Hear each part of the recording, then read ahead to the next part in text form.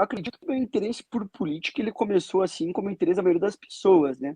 Você acaba começando a acompanhar, começa a gostar da coisa, você começa a ver certas questões que deixam chateadas na política, assim, coisas que você não gosta da maneira, né, como são feitas dentro da administração pública, né? A maneira como o Estado é administrado, principalmente, e também pautas de costumes, pautas econômicas, que eu acredito que elas norteiam todo um pensamento político. Mas a minha questão, o que me levou a dar esse pontapé inicial de querer me inteirar dentro da política, foi o meu passado, assim, que eu sou de uma família de pequenos empreendedores.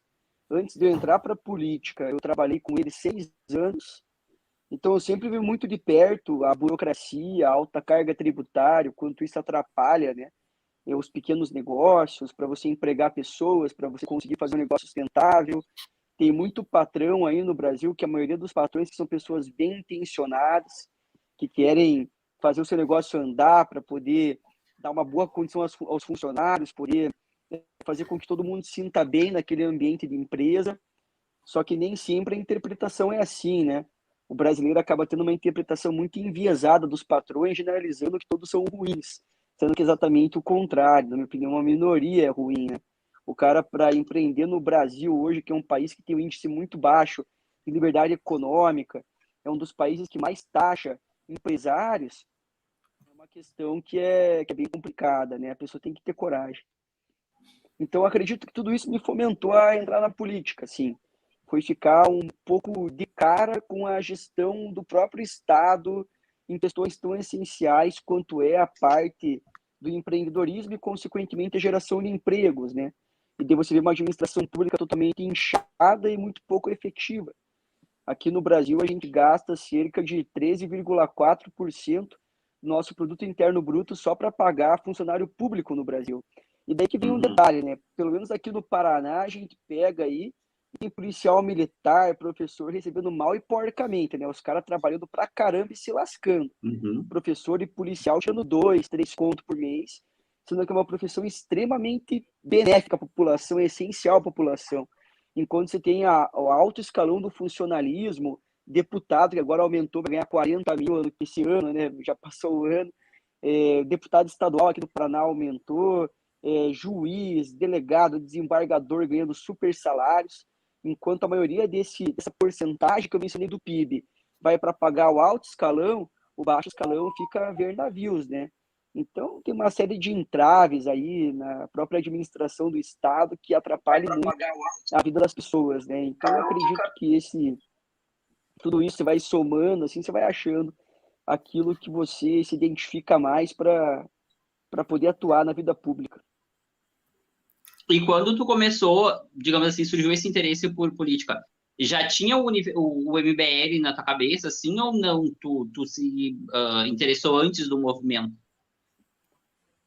Eu me interessei antes, na realidade, eu comecei na política na categoria de base, né?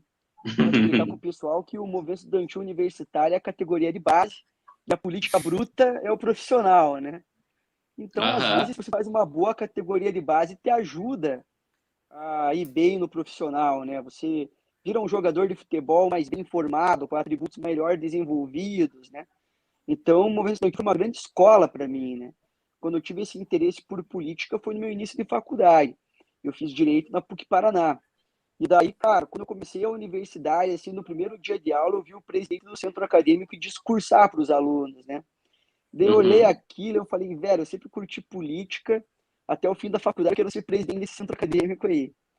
E daí eu acabei galgando meu caminho dentro do movimento estudantil, participei de bastante coisa, até que no meu último ano de faculdade, que foi 2019, eu fui presidente do Centro Acadêmico Sobral Pinto, que é um dos maiores centros Uhum. acadêmicos do Paraná.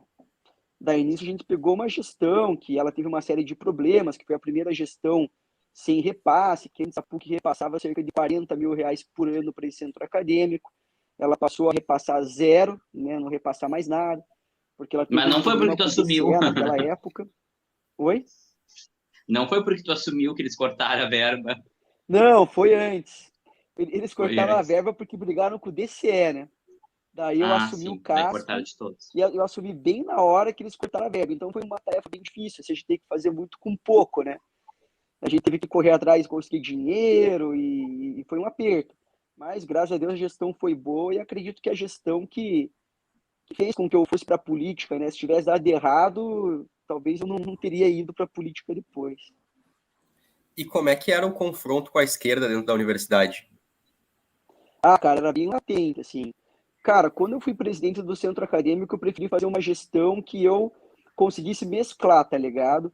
Tipo, tanto pessoas de direita, na qual eu me enquadro, na qual demais pessoas da minha gestão também se enquadravam, quanto com pessoas de esquerda da mesma gestão. Porque se eu não anexasse algumas pessoas de esquerda lá, eu não ia conseguir nem ganhar a eleição, né? Então, cara, era um ambiente que, apesar de ser uma faculdade privada, tinha bastante pensamento progressista, sim. E isso era bem nítido em linha de pesquisa, em posicionamento de alguns professores. Tudo bem que tinham outros que eram mais à direita, mas geralmente os professores que gostavam de se posicionar politicamente eram de esquerda, né? Os de direita eram mais comedidos. Só que por ser uma faculdade católica, o bom é que muita coisa era freada lá dentro. Sim. Mas a questão do combate, não digo só apenas na parte do centro acadêmico, mas, por exemplo, no cotidiano. Tipo, tu tinha as tuas posições políticas claras nas aulas ou era algo mais que apenas as pessoas mais à esquerda expunham? Não, eu tinha minhas posições claras também. Nunca fui muito de querer debater com o professor em sala de aula, de querer ficar toda hora enfatizando o meu ponto e tudo mais, até para não criar dor de cabeça.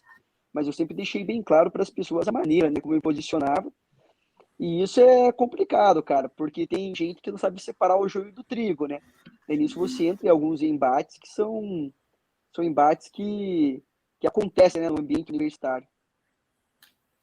E como é que era? Assim, eu acredito que na faculdade vocês falavam muito da Lava Jato, tanto por, enfim, estar ali no meio, no meio das cadeiras, quanto por ser em Curitiba também, enfim, eu acho que era mais presente. Como é que era, assim, a situação digamos assim, de vocês debatendo tudo o que estava acontecendo na faculdade de Direito, assim, misturando digamos assim, a parte do direito com a política, com tudo, e virando um caldeirão, por estar em Curitiba e tudo mais. Ah, era normal, cara. É que assim, direito penal é uma área que, se você for olhar, a maioria das pessoas que acabam indo para o mundo acadêmico, principalmente no direito penal, são pessoas de esquerda, né? Eu Uhum. tive aula 3 semestres com uma professora de penal, que ela é de esquerda, pessoa, gente boníssima, mas de esquerda, né? E ela falava só de sistema carcerário feminino toda a santa aula, tá ligado? Meu Deus. Então, obviamente, os professores de direito penal, de processo penal, eles descredibilizavam a atuação dos procuradores e juízes da Operação Lava Jato. Mas sempre haviam alunos, na qual eu estava incluído na lista, que tinham um ponto de vista divergente, né? E sempre esse diálogo em sala de aula com esses professores, apesar de ter uma posição contrária, sempre foi algo respeitoso. Nunca foi algo que, por exemplo, eles chegaram e reprovaram um aluno porque o cara tinha uma posição divergente da dele, né? E até porque na época o Uhum. professor ele acabava muitas vezes tirando, né, o argumento do aluno, porque pô, um cara que está fazendo graduação na época da Lava Jato, eu Uhum. estava no segundo, terceiro ano de faculdade, contra um professor que fez mestrado e doutorado em direito penal, se torna uma briga até mesmo desleal, né? Então muitos alunos Uhum. acabavam nem conseguindo debater muito com aquele professor, né? Porque o cara, obviamente, que ele é enviesado, né, dentro daquela posição política dele, porém o cara, né, ficou lendo doutrina de direito penal e processual penal por um Sim, desde que tu tempão, né? nasceu, O ele estava cara lá é estudando. doutor em direito penal. Uhum. Você entende meu ponto, né? Você acabou de ver um corte do MBL News RS. Não se esquece de curtir o vídeo, botar um comentário aqui embaixo e se inscrever no canal.